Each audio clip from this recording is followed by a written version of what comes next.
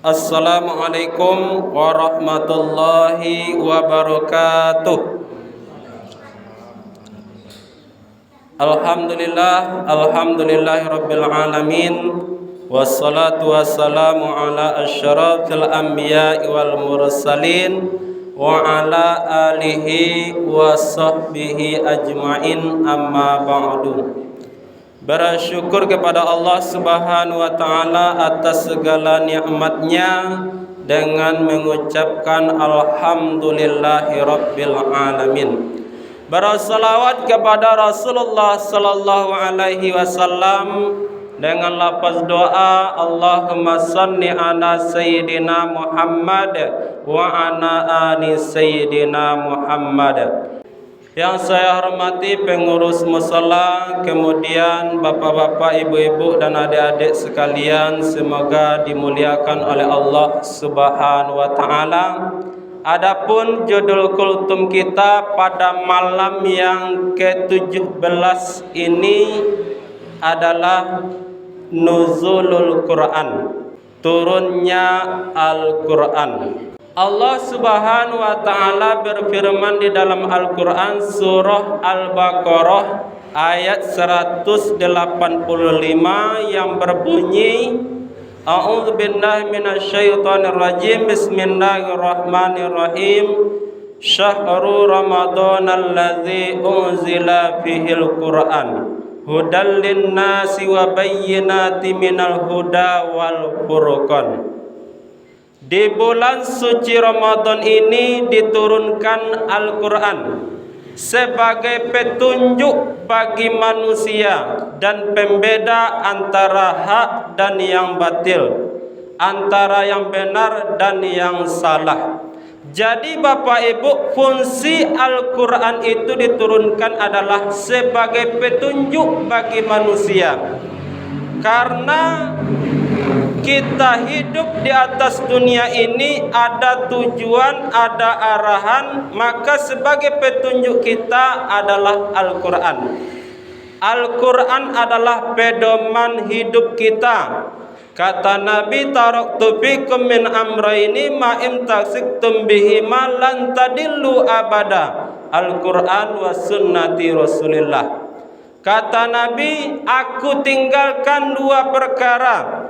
Barang siapa yang berpegang teguh kepada kedua ini, maka dia tidak akan tersesat untuk selama-lamanya, yaitu Al-Quran dan Sunnah Rasulullah sallallahu alaihi wasallam. Kapan diturunkan Al-Quran? Dalam tafsir Al-Wasit dijelaskan, Al-Quran diturunkan tanggal 17 Ramadan malam Jumat. Di dalam tafsir itu dijelaskan Bapak Ibu, ada 3 fase diturunkan Al-Quran. Ada 3 tahapan diturunkan Al-Quran itu. Pertama, tahapannya adalah dari Allah turun ke Lauhil Mahfuz secara keseluruhannya.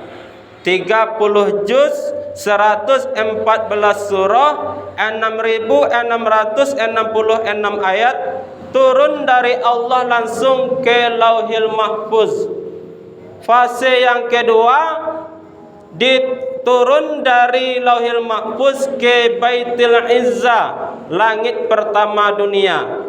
Fase yang ketiga, diturunkan dari langit pertama kepada Nabi Muhammad sallallahu alaihi wasallam melalui perantara malaikat Jibril alaihi salam secara beransur-ansur lebih kurang dari 23 tahun. Surah yang pertama kali diturunkan adalah surah Al-Alaq ayat 1 sampai 5. Iqra bismi rabbikal ladzi khalaq khalaqal insana min 'alaq iqra wa rabbukal akram alladzi 'allama bil qalam 'allamal insana ma lam ya'lam. Diturunkan di mana? Yaitu di Gua Hira. Nabi sedang berkhulwat menyendiri di Gua Hira. Gua Hira itu letaknya di Makkah Al-Mukarramah. Bagi bapak ibu yang sudah berhaji atau umroh pasti pernah singgah di Gua Hira. Bagi kita yang alum panah kasinan, mintalah kepada Allah, berdoalah kepada Allah, berusahalah, mudah-mudahan Allah sampaikan kita ke Makkah Al-Mukarramah untuk melaksanakan ibadah haji dan umrah. Amin ya Rabbal Alamin. Siapa yang membukukan Al-Quran?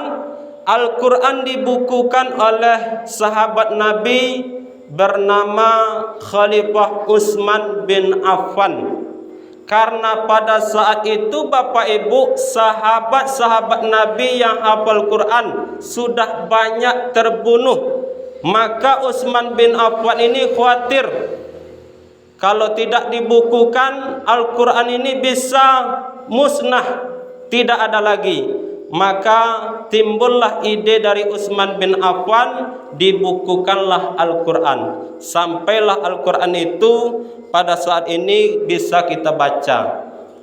Jadi apa keutamaan orang yang membaca Al-Quran itu? Pertama, orang yang membaca Al-Quran nanti Al-Quran itu bisa mensyafaatinya.